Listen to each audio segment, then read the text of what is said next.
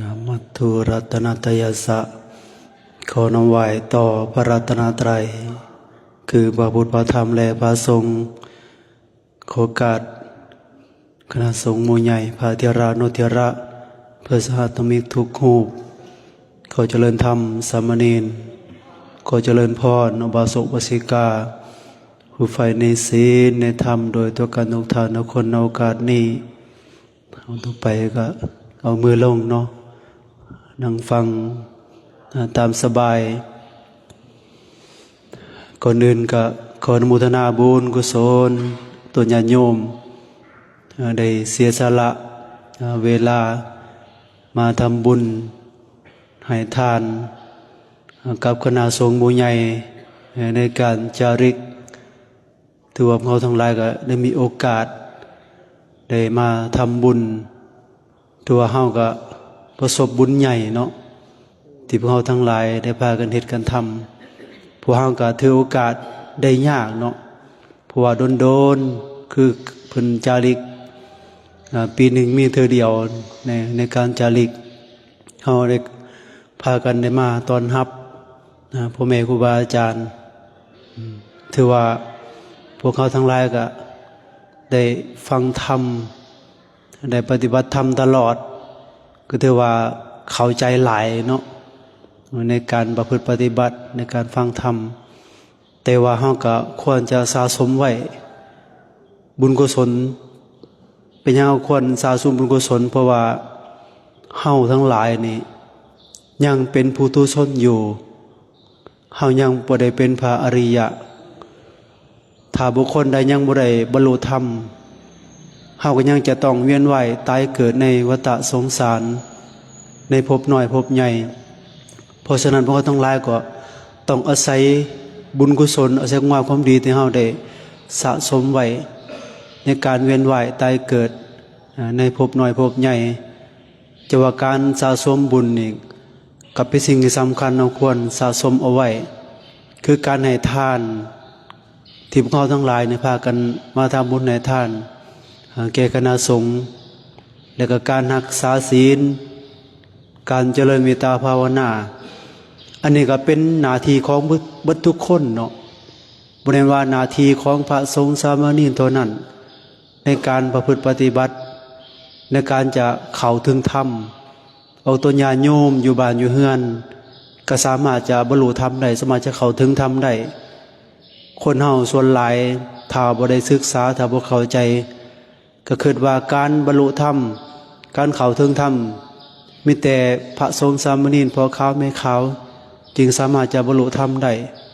แต่ว่าความจริงคนเกิดมาในโลกนี้เนาะบ่ว่าคนขอทานฮอดมหาราชามหาเศรษฐีพระราชามหากษัตริย์แต่ละคนก็สามารถจะเข้าถึงธรรมได้สามารถจะบรรลุธรรมได้ถ้าเฮาเข้าใจในหลักคำสอนของพระพุทธเจ้าเพราะว่าพระเจ้าว่าการเกิดมาเป็นคนเป็นมนุษย์นี่แม้นว่าเฮาสิทุกข์สิยากสิลำบากปานใดก็อย่าแต่ว่าเฮานี่เป็นผู้มีบุญหลายพระพุทธเจ้าว่าบุญหลายอย่างบุญหลายที่เฮามีโอกาสได้เกิดมาเป็นคนเป็นมนุษย์ถือว่าโชคดีในการเกิดมาเพราะว่าคนเกิดมาแม้สิว่าคนขอทานถ้าปฏิบัติธรรมก็สามารถจะบรรลุธรรมได้บ่เห็นว่าโอ้ยการบรรลุธรรมสิเป็นพวกคนร่ำคนรวยคนนำคนมีจังสิบรรลุธรรมได้บ่แม่นเท่านั้นเนาะคนทุกข์ยากลำบากขาดแคลนหาขอทานกินก็สามารถจะเข้าถึงธรรมได้สามารถบรรลุธรรมได้นั่นแหละพระเจ้าจึงว่าการเกิดมาเป็นคนเป็นมนุษย์นี่โชคดีโชคดีหลายที่เฮาเกิดมาแล้วหูบ่หนวกตาบ่บอดบ่เป็นเปียเป็นรอยหามีอวัยวะครบสมบูรณ์ก็ถือว่าเฮานี่เป็นผู้มีบุญหลายในการเกิดมาเป็นคนเป็นมนุษย์แต่ว่าคนส่วนหลายเฮาเบิ่งเนาะส่วนหลายคนส่วนหลายนี่ประมาทในชีวิตเฮาเบิ่งกันในปัจจุบันนี่คนนี่ส่วนหลายนี่เกิดมาก็บ่ได้สนใจในการศึกษาธรรมะคำสอนพุทธเจ้าบ่ได้สนใจในการให้ทานรักษาศีลเจริญเมตตาภาวนานี่ก็ยากเด้นี่ถือว่าคนเฮานี่ประมาทหลายในปัจจุบันนี่ ว่าแต่ในปัจจุบันเนาะคนเฮาในส่วนหลายนี่ก็เป็นผู้ประมาทหลายจะว่าถือว่าพวกเขาทั้งหลายนี่เป็นผู้บ่ประมาทเฮาได้พบพ่อครูบาอาจารย์แล้วเฮาก็บ่ให้เสียโอกาสบ่ให้เสียเวลาไม่เวลาล่วงเลยไปในการทำบุญให้ทานเนาะแต่ว่าที่พระเจ้าบอกว่าการทำบุญให้ทานหรือว่าประสบบุญอันใหญ่เหมือนว่ามีอยู่5อย่างเนาะที่พวกเขาทั้งหลายนี่คือประการที่1เป็นว่าเวลาเห็นพระสงฆ์เดินจาริกมาหรือว่าเฮามุ่นไปบ้านไปเฮือนจังซี่นะหรือว่าเพิ่นเดินทางมาเฮาเกิดความเหลื่อมใสศรัทธากับพระสงฆ์ซ้ำนี่พระเจ้าว่าบุญนี่เกิดขึ้นแล้วเฮาทำความเหลื่อมใสซื่อๆเนาะอันนี้คือเป็นปฏิปทาเป็นไปเพื่อสวรรค์พระเจ้าว่าซ้ำนี่ก็ไปสวรรค์ได้ไม่ออกบ่ต้องว่าเฮาสิให้ทานจึงได้ไปสวรรค์ได้เนาะทำบุญให้ทานกับพระสงฆ์น่ะเฮาเกิดศรัทธาเกิดความเหลื่อมใสซื่อๆซ้ำนี่ทานเฮายังบ่ทันหายแล้วซ้ำนี่ก็เห็นเป็นเหตุเป็นปัจจัยสามารถจะไปสู่สุคติได้พระพุทธเจ้าเพิ่นว่าบัดนี้เฮามุ่นพระสงฆ์เจ้ามาเฮือนมาบ้านแล้วมาสู่ตระกูลน่ะเฮาให้ยังให้อาสนะเห็นว่าปูศาสตร์เสื้อศาสตร์อาสนะให้เพิ่นนั่งนี่เนาะอันนี้เพิ่นว่าเฮามาต้อนรับเนาะให้เสื้อศาสตร์อาสนะกับพระสงฆ์องค์ข้าเจ้านี่นะอันนี้ก็เป็นบุญเป็นปฏิปทา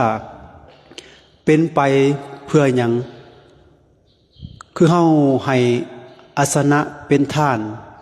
บางเทื่อเนาะบางเทื่อพระเพิ่นเดินทางไปถ้าคนบ่ฉลาดก็บ่ฮู้เด้เนาะ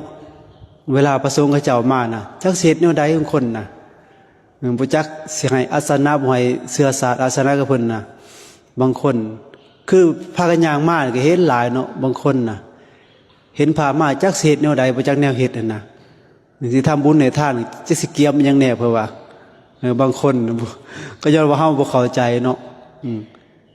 ถ้าเฮาบ่มีหยังทานซื่อๆเนาะทำเฮานุบมือไหวสิก็ได้แล้วบุญนะถ้าเฮาบ่มีของทานเล็กๆน้อยๆเนาะถ้าผู้ฉลาดแน่ก็เพิ่นเดินทางมาเมื่อยเอาน้ำมาถวายเพิ่นเนาะให้ครูบาอาจารย์เพิ่นย่างมานี่ก็เป็นบุญแล้วเนาะแต่บางคนฉลาดขึ้นไปหั่นก็นิมนต์เพิ่นมาเฮือนแล้วก็หาที่อาสนะที่นั่งที่คือเฮามาปูเนาะเป็นสายเป็นเสือให้ครูบาอาจารย์อันนี้ก็เป็นบุญเฮาให้อาสนะเป็นทานอันนี้ก็เป็นไปเพื่อหยังไม่ออกเห็นบ่น่ะซ้ำนี้ก็ได้แล้วไม่ออกบ่ได้ยังบุญยังบ่ได้หลายเกินไปเนาะคือเฮาบ่ได้เฮ็ดบางคนการให้ทานคือว่าต้องเสียทรัพย์สินเงินทองเขาก็เงินทองทรัพย์สมบัติหลายหั่นน่ะซ้ำให้อาสนะเป็นทานซื่อนี่ยังไปเกิดแล้วในตระกูลสูงคือตระกูลเศรษฐีมหาเศรษฐีตระกูลสูงเนาะตระกูลใหญ่นะซ้ำนี้แล้วถ้าเฮาเข้าใจเนาะในการทำบุญให้ทานน่ะบ่ได้ยากคนเฮาส่วนหลายเป็นหยังบ่เข้าใจคันลงวัดก็โอ้ยทุกอย่างลำบากสิลงวัดได้จังได๋เพราะว่าเนาะคันสิไปทำบุญให้ทานเฮ็ดหยังคือกันแหละหาแต่ความลำบากความทุกข์ยากมาอ้างแม่นบ่ไม่ออกบางคนบ่เข้าวัดนึกซั่นได้เนาะคันร่ำคันรวยคือเจ้าก็ใครแน่เพิ่นว่าข่อยทุกข์ข่อยยากข่อยลำบากข่อยสิไปวัดได้จังได๋เพิ่นว่าหากินก็ลำบากเลยเพิ่นว่านั่นแหละคนเฮาน่ะมันคือเป็นจังซั่นแหละจะว่าในการทำบุญให้ทานเป็นเรื่องยากเนาะในการให้บัดนี้เฮามุ่นครูบาอาจารย์เห็นครูบาอาจารย์มาแล้วให้เสื้อศาสนายังบ่พอเฮายังให้วัตถุสิ่งของคือเฮาคือมามื้อนี้เหมาะถวายภัตตาหารในแก่คณะสงฆ์หมู่ใหญ่นี่ถ้าเฮาถวายแก่ภัตตาหารแก่คณะสงฆ์หมู่ใหญ่แล้วก็เป็นปฏิปทาเป็นเหตุเป็นปัจจัยให้เฮานี่จะมีโภคทรัพย์สมบัติเข้าของเงินทองร่ำรวยมั่งมีสีสุขนั่นแหละก็ย้อนว่าผลบุญที่เฮาได้กระทำไว้นะเฮาเคยให้เขานำโภชนาอาหารให้แก่พระสงฆ์เจ้าเกิดมาในชาติปัจจุบันเลยเป็นมีฐานะร่ำรวยบ่ทุกข์บ่ยากบ่ลำบาก แต่ว่าคนในปัจจุบันนี่เนาะอยากรวยหากบ่เคยให้ทานแม่นบ่มีออกอยากรวยอยากถือเลขเพราะว่าทานบ่เคยให้จักเถื่อเฮาบ่สร้างเหตุสร้างปัจจัยไว้เนาะมันก็บ่ได้อันนี้ได้สำคัญที่สุดอีกจะว่าถ้าบุคคลได้สร้างเหตุสร้างปัจจัยไว้เฮาทำถูกแล้วมันบ่ต้องยากเนาะอันนี้แหละเพิ่นว่าคือเฮามามื้อนี้นี่เฮามาทำบุญให้ทานแก่คณะสงฆ์มื้อใหญ่นี่ก็เป็นเหตุเป็นปัจจัยเพื่อได้โภคทรัพย์สมบัติเพิ่นว่าอันนี้ก็เป็นบุญคือกันเนาะที่เฮาเฮ็ดเฮาก็ทำอันนี้แหละก็บัดนี้เฮานิมนต์พระสงฆ์องค์เจ้ามาแล้วเฮาก็เป็นผู้มีใจจาคะเสียสละคือมีเอาทั้งหลายเนาะจาคะเสียสละในการทำบุญให้ทานบ่ว่าของทานเฮาสิหลายหรือสิน้อยก็อย่าเนาะแต่ว่าเฮานี่อยากให้เห็นพระสงฆ์มาแล้วโอ้ยอยากทำบุญอยากให้ทานมันอดบ่ได้เนาะคนใจบุญน่ะคนอยากเฮ็ดบุญให้ทานน่ะนี่คือเฮามีจิตใจเสียสละจาคะออกไปเนี่ยผู้นี้แหละมันก็การเฮ็ดการทำมันก็เกิดประโยชน์ให้แก่ตัวเฮาเองเนาะในการเฮากาจาคะเสียสละออกไปนะเพิ่นว่าบัณฑิตนักปราชญ์ในการให้ทานในการเสียสละออกไปนี่เฮาก็สิได้แต่ว่าคนพาลคนงูนี่มีแต่เสียเพิ่นว่าให้ไปนะให้ทานโอ้ยให้ไปมันก็สิเบิดไปเพิ่นว่าเนาะสิได้อีหยังเพิ่นว่าแต่ว่าบัณฑิตนักปราชญ์ครูบาอาจารย์ในการให้ในการเสียสละจาคะนี่ถือว่าเฮาทั้งหลายนี่หาที่พึ่งแก่เจ้าของเองเนาะเพราะว่าการเฮาเสียสละจาคะออกไปนี่อันสิ่งพวกนี้ล่ะจะเป็นที่พึ่งแก่เฮาเปรียบเหมือนไฟใหม่เฮือนถ้าเฮานำสิ่งของออกได้จากเฮือนเฮาอันนั้นก็จะเป็นของเฮาคือพวกเฮาทั้งหลายคือกันเนาะอันใดเฮาเสียสละจาคะออกได้คือเฮามาทำบุญให้ทานเสียจาคะเสียสละออกไปนะอันนั้นจะเป็นของเฮาเนาะ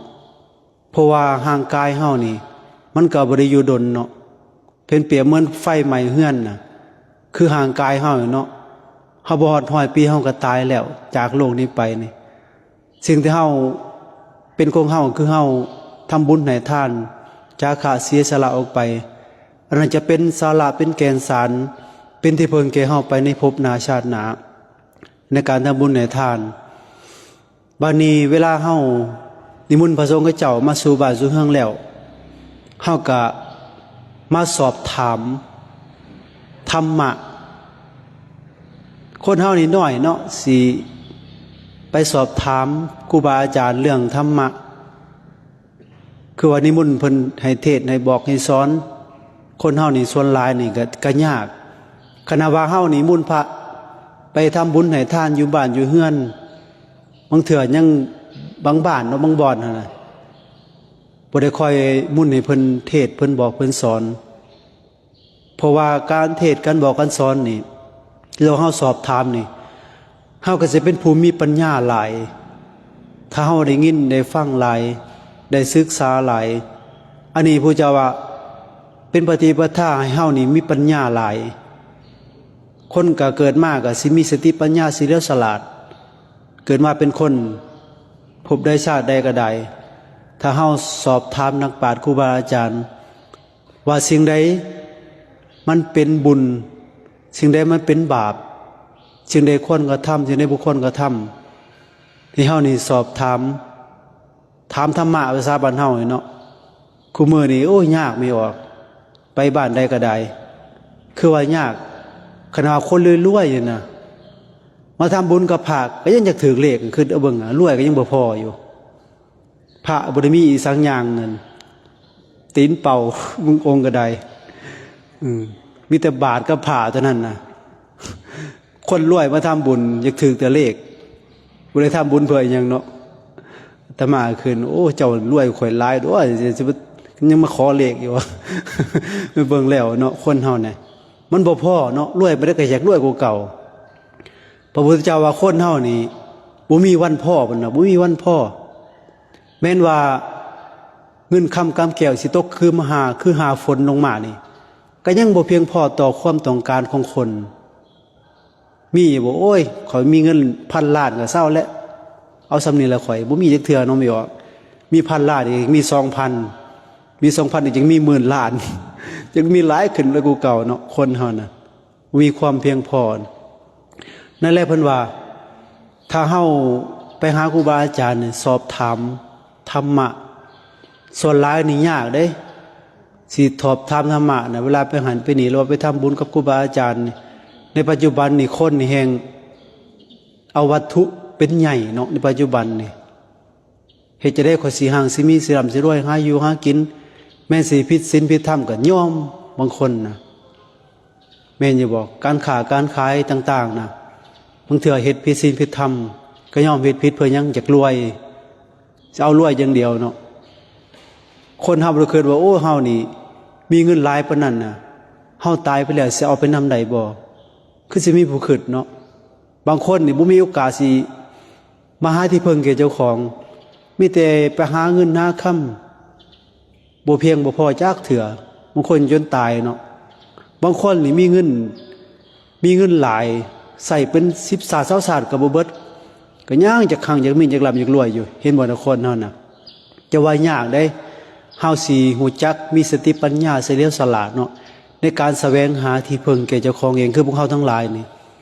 ฮู้จักว่าโอ้ชีวิตของคนเฮานี่มันบ่เที่ยงแท้แน่นอนเฮาเกิดมาก็มีแก่มีเจ็บมีตายเป็นของธรรมดาทรัพย์ภายนอกบ่สามารถจะเอาไปนำได้เนาะเฮาก็มาแสวงหาทรัพย์ภายในคือพวกเฮาทั้งหลายนี่มาแสวงหาอริยทรัพย์คือทรัพย์ภายในที่พวกเฮาทั้งหลายพากันเฮ็ดกันทำนี่ทรัพย์อันนี้จะติดตามเฮาไปทุกภพทุกชาติจะว่าถ้าบุคคลใดมาสอบถามธรรมะของครูบาอาจารย์ก็จะได้ปัญญาใหญ่พระเจ้าว่าจะได้ปัญญาหลายคือพวกเฮาทั้งหลายนี่อันนี้แหละเป็นเหตุเป็นปัจจัยเนาะคือเฮาทั้งหลายได้ประสบบุญมีอยู่5ประการที่เฮาได้กระทำกันมานี่ถือว่าเฮาก็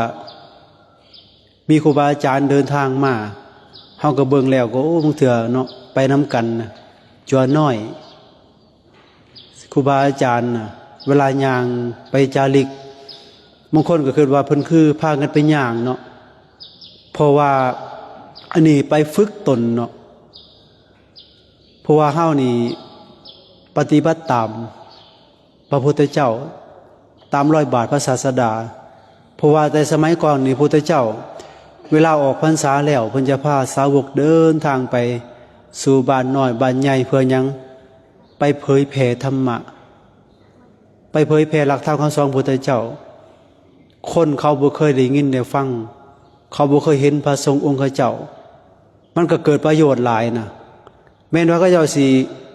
บางคนบ่เคยเห็นคณะสงฆ์หมู่ใหญ่เนาะเดินทางไปนะบางคนนี่เกิดปิติปลื้มใจบางคนนี่จนน้ำตาไหลเนาะเห็นพระนะเห็นบอกก็เจ้าเห็นพระสงฆ์ก็เจ้าสำนั้นนะเกิดศรัทธาเกิดความเหลื่อมใสนะซ้ำนั่นก็เป็นบุญแล้วไม่ออกแต่ว่าก็เจ้ามาให้ทานเนาะเวลาก็เจ้าเห็นพระสงฆ์ก็เจ้าคือความเหลื่อมใสในส่วนน่ะเพิ่นตอนแรกมาเพิ่นตายซะจังซี่นะเนาะคนทางไปสู่สุคติบ่ได้น่ะซ้ำนั่นน่ะถ้าเฮาบ่เห็นพระสงฆ์ก็เจ้านี่เฮาบ่เคยทำบุญให้ทานบางเทื่อเฮาอยู่บางคนเนาะอยู่บ้านนอกบ้านก็เจ้าบางบ้านก็บ่มีพระสงฆ์บางบ้านก็วัดห้างสินะเวลาเฮาเดินไปเฮาเห็นไปเทื่อผู้เฒ่าอยู่บ้านอยู่เฮือนไปไสก็บ่ได้นะเวลาเห็นพระสงฆ์ก็เจ้าเดินย่างกายไปนะแม้แต่คนพิการบางเทื่อน่ะคนพิกลพิการบางเทื่อยังอยากทำบุญไม่ออกคิดเบิ่งนะเคยเห็นหลายบ่อนได้ไปคนพิการนะยังอยากทำบุญกับพระสงฆ์กับเจ้านี่แต่ว่าบางคนนี่น่าเสียดายเนาะมีอวัยวะครบสมบูรณ์แบบยังจิตใจยังบ่สมบูรณ์เนาะยังสู่คนพิการบ่ได้เขาอาจจะเห็นกรรมของเจ้าเนาะโอ้เฮานี่เกิดมาเป็นคนพิการนี่เป็นย้อนกรรมเนาะก็อยากทำความดีเนาะบางคนเนาะอยากสะสมอยากปฏิบัตินะแต่ว่าเฮานี่โชคดีนี่แต่ว่าเฮาก็เป็นผู้ประมาทในการสร้างความดีนะพระเจ้าว่าบุคคลใดเป็นผู้ประมาท เปรียบเหมือนคนตายแล้วเพิ่นว่าตายเรื่องใดไม่ว่าสิมีชีวิตอยู่กับเปรียบเหมือนคนตายตายจากความงามความดีตายจากบุญจากกุศลไม่สิย่างอยู่กับยาเนาะเปรียบเหมือนคนตายแล้วเพิ่นว่าแต่ว่าบุคคลใดเป็นผู้บ่ประมาทในชีวิตนะอยู่ด้วยศีลด้วยสัมประพฤติปฏิบัติธรรมแม้นจะอยู่มือหนึ่งคืนหนึ่งกลับเป็นผู้ประเสริฐเพิ่นว่าคือเฮาทั้งหลายเนาะ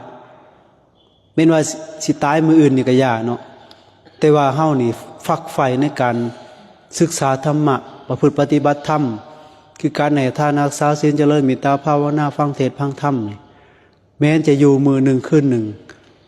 กลับเป็นผู้บ่ตายเป็นผู้ประเสริฐอันนี้คือเพิ่นเว้าไว้นี่ถือว่าพวกเราทั้งหลายก็เป็นผู้บ่ประมาทในชีวิตเฮาก็พาวสะสมบุญความงามความดีเอาไว้แต่ว่าสิ่งที่สำคัญที่สุดถ้าผู้ใดบรรลุธรรมได้ในปัจจุบันนี่ก็แห้งดีไม่ออกในศาสตร์ปัจจุบันนี่นะดีที่สุดเฮาอย่าไปหวังว่าศาสตร์นั้นศาสตร์นี้เนาะถ้าได้บรรลุธรรมในศาสตร์ปัจจุบันนี่ถือว่าประเสริฐสุดแล้วเพราะว่าพระเจ้าว่าถ้าบุคคลพลาดจากพระสัทธรรมในปัจจุบันนี่เพิ่นว่าเฮาจะเวียนว่ายตายเกิดในวัฏสงสารนี่อันยาวนานเพิ่นว่าจากยามใดสิมาพ้ออีกมีใหญ่เอ้ยมันเป็นเรื่องง่ายได้นี่นะเฮาจะได้แม้พบพ่อศาสนาพุทธได้พอคำสอนเฮามีครูบาอาจารย์มาเทศน์มาบอกมาสอนนี่นะยากเพิ่นว่าถ้าเฮาพลาดจากพระสัทธรรมถ้าเฮายังบ่ได้บรรลุธรรมนี่ถือว่านั่นเฮาเสียโอกาสในการเกิดมาเป็นคนเป็นมนุษย์นี่เป็นหยังเพราะว่าเฮานี่ถ้าเป็นผู้ตุชนอยู่นี่กติเฮาจะบ่แน่นอนกติของเฮาน่ะเฮาตายไปแล้วเฮาจะไปสู่อบายภูมิไปตกนรกเป็นเปรตอสุรกายเป็นสัตว์เดรัจฉานเฮายังบ่พ้นจากอบายภูมิแม้ว่าเฮาทำบุญหลายปานใดก็อย่าเนาะแต่ว่าเฮายังเป็นผู้ตุชนอยู่เฮาก็ยังบ่พ้นจากอบายเพิ่นว่าถ้าบุคคลใดได้บรรลุธรรมแล้วก็ปิดประตูนรกปิดอบายภูมิได้คือพระโสดาบันขึ้นไปเนาะก็คือสิเข้าใจได้เนาะคุณทำโสดาบันน่ะเฮาอยู่บ้านอยู่เฮือนมีลูกมีหลานกับบรรลุธรรมโสดาบันได้เนาะคุณทำโสดาบันก็มีอยู่4ประการนะถ้าเฮามีอยู่ในโตน่ะบ่ต้องไปถามบ่ได้ดอกบ่ต้องไปถามยายครูอยู่วัดพระเจ้าว่าให้เบิ่งเจ้าของน่ะว่าเจ้าของบรรลุธรรมหรือยังบ่ต้องไปถามผู้ใดเนาะคือเพิ่นว่าเวรซองธรรมมีอยู่4อย่างเนาะมีอย่างแน่คือ1คือเฮาเข้าถึงพระพุทธเจ้าเป็นที่พึ่งเป็นสรณะบ่หวั่นไหวคลอนแค้นเพิ่นว่า2เข้าถึงพระธรรมเป็นที่พึ่งเป็นสรณะบ่หวั่นไหวคลอนแค้น3เข้าถึงพระสงฆ์เป็นที่พึ่งเป็นสรณะบ่หวั่นไหวคลอนแค้น4มีศีลบริสุทธิ์มี4ข้อเท่านั้นคุณทำโสดาบันน่ะถ้ามีทำ4อย่างนี่บ่ต้องไปถามผู้ใดนี่ให้เบิ่งเจ้าของเองเนาะว่าเจ้าของมีศีล5ครบหรือยังคือออกตัวญาติโยมก็ศีล5ให้บริสุทธิ์บริบูรณ์แต่ว่าเฮายังเป็นพุถุชนนี่ก็ยากอีกได้สิรักษาศีล5ให้บริสุทธิ์ได้เนาะเพราะว่าบุคคลที่รักษาศีลบริสุทธิ์ได้คือพระโสดาบันคือพระโสดาบันนี่มีศีลบริสุทธิ์มีสมาธิพอประมาณมีปัญญาพอประมาณแต่ว่าศีลนี่บริสุทธิ์ได้5ข้อนี่จะบ่ล่วงละเมิดเลยในศีล5ข้อนะแม่นเสียวเอ้ยขน้อยผิดข้อหนึ่งได้อย่าบ่เพิ่นสิบ่แม่นนี่เนาะพระโสดาบันนี่พวกนี้คือบ่ล่วงละเมิดเลยเนาะรักษาศีลนี่กว่ารักษาชีวิตเจ้าของก็คือไม่ออกเนาะเขาว่าเอ้าไม่ใหญ่เอาไก่ไว้ขาเดี๋ยวนี้บ่ยอมตายดีกว่าให้ข่อยไปขาไก่ถ้าเป็นโสดาบันได้เนาะบ่แม่นคนธรรมดาเด้ยอมตายสิให้ข่อยไปขาสัตว์นั่นน่ะรักษาชีวิตยอมตายว่าโอ้ถ้าคนเฮาธรรมดาห้วยเนาะว่าแต่ขาสัตว์แล้วขาคนก็ยังยอมแม่นบ่เพื่อเอาชีวิตเจ้าของไว้แต่ว่าพระโสดาบันหรือพระอริยบุคคลนี่ถ้าแปลภาษาบ้านเฮาง่ายๆเนาะพระอริยะแปลว่าผู้บ่มีโทษ การกระทำนี่จะบ่มีโทษทั้งกายทั้งวาจาทั้งใจพระโสดาบันหรือว่าพระอริยบุคคลนะที่บอกรักษาชีวิตรักษาศีลกว่าชีวิตเจ้าของจะว่าพระโสดาบันนี่มีศีลบริสุทธิ์เนาะในเบื้องต้นนะถ้าเป็นไม่ออกก็ศีล5ถ้าเป็นสามเณรศีล10แม่ขาวศีล8พระสงฆ์ก็ศีลปฏิโมกข์สมบูรณ์จะเป็นโสดาบันได้เนาะเหมือนธรรมดาอันนี้จะว่าถ้าพอได้บรรลุธรรมโสดาบันแล้วก็ถือว่าปลอดภัยในวัฏสงสารบ่ไปสู่อบายภูมิอีกแล้วเนาะพวกนี้นะบ่เกิน7ศาสตร์ศาสตร์ที่สุดประมาทที่สุดบ่เกิน7ศาสตร์จะได้บรรลุธรรมเป็นพระอรหันต์นี่ถือว่าพวกเขาทั้งหลายก็เป็นผู้บ่ประมาทเนาะก็ขออนุโมทนาบุญกุศลตัวญาติโยมชาวบ้านเซนูรวมมาก็ซื้อยังบ้านเจ้านี่สยามมงคลเนาะส่วนแรกแต่เซนูหลายบาทเนาะเซนูก็ได้แต่บ้านสยามมงคลและบ้านต่างๆเนาะบ้านใกล้เคียงก็แถวเซนูแหละเนาะรวมกันเบิดแต่ละคนที่มาร่วมทำบุญให้ทาน